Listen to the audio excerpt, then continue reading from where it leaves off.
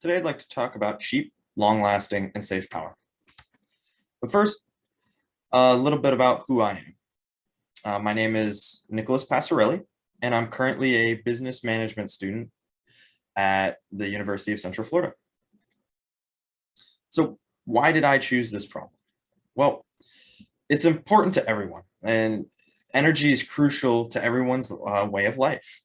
And without it, we wouldn't have any of the modern luxuries or modern necessities that we have right now.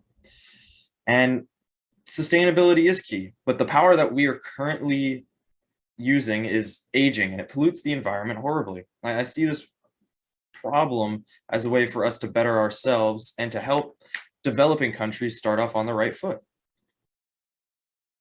So what is the problem? Well, heavy polluting currently from our coal and gas power plants make up 80% of our primary energy sources. And they pollute the environment and are not considered green energy.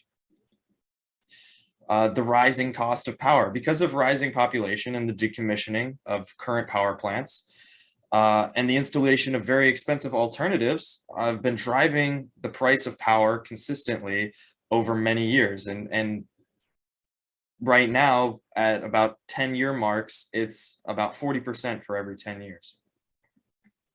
And aging, along with coal, gas, and natural gas plants being decommissioned at a significant rate, many solar and wind farms are also being decommissioned because they have a much shorter shelf life, resulting in these large gaps of power that are forcing many of the United States to steal power from each other because they're lacking power from decommissioned plants.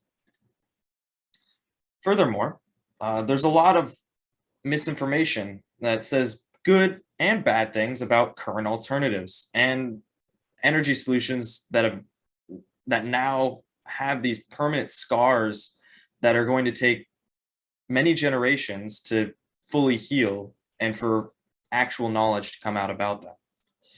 And our current energy grid leans away from sustainability in the pursuit of clean energy, risking us, the consumer, to put into place unstable, as of now, sources of energy in established countries and indoctrinating developing countries with coal and gas, effectively sealing their fates for generations to come with pollution and unclean practices.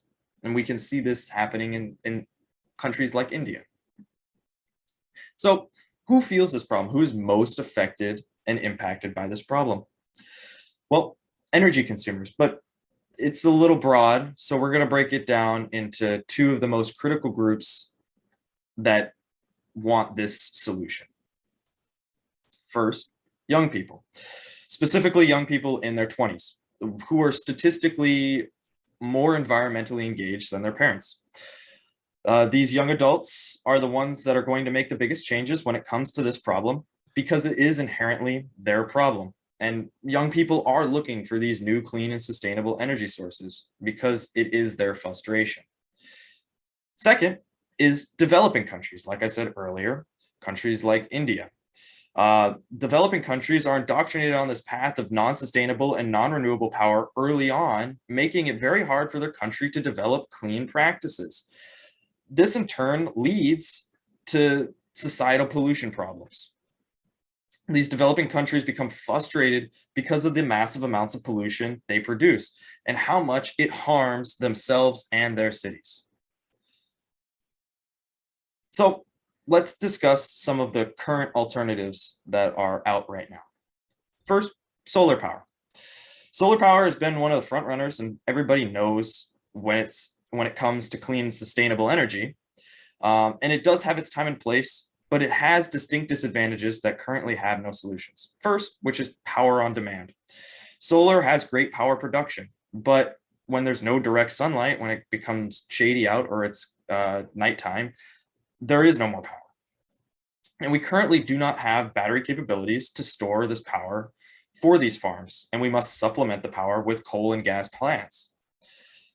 Additionally, the space required to install these solar farms is enormous, and it takes up about 50 times more space than a traditional coal or gas power plant to produce the same amount of power. And finally, the assembly process and use case of solar power is about 70 times more expensive than coal or gas. In layman's terms, it would take 70 employees to 1 employee to run a solar power plant versus a coal power plant. Second is wind power. Wind power shares all of these same problems with power on demand, acreage requirements, and manpower. They are almost identical except for their process generation power. And finally, geothermal. Geothermal is a great source of clean energy, but it has one flaw. It can only be utilized near geothermal sites. So the transmission lines can only carry the power so far. So it's really only good for areas near geothermal sites. To emphasize this a little bit more, here are silicon and steel mines that are used for the raw materials that are required for solar panels and wind farms, along with the huge recycling lines for solar panels and the non-recyclability of solar or of wind power plants. So here's my solution. Now we've heard who needs this. We've heard the alternatives and their lack of sustainable energy. My solution implements a technology that has been tested for decades: small form factor nuclear reactors. These low radiation, slow burn reactors are small enough to fit into a city underground, and they can be placed anywhere in proximity of the city, really, without being a danger to the residents. Because of the small yield of thorium or uranium that is used in it, that produces very little radiation, allowing it to be disaster proof or terrorist proof. It cannot be used if it was taken or stolen in some great accident. Some of the features of this type of reactor is its small design. As you can see in the photo, with a person right next to it, this nuclear reactor can run an entire city, and it's about 30 feet tall. It takes much less land than solar panels or wind farms, and even geothermal sites, and even coal and gas. It provides clean energy, constant stable energy to the power grid, with its only emission being water vapor, as it uses the uranium to heat up the water to spin a turbine inside. It's long lasting. The materials can be used for decades before needing to be replaced, and the entire assembly won't even need to be replaced, just the actual fuel. It's mass producible. The actual reactor can be produced without special requirements in a factory. And finally, it's proven. Many of the US's aircraft carriers and many of its destroyers already use small yield nuclear reactors to power them. A small city floating on the water with 3,000 to 5,000 men on board, men and women.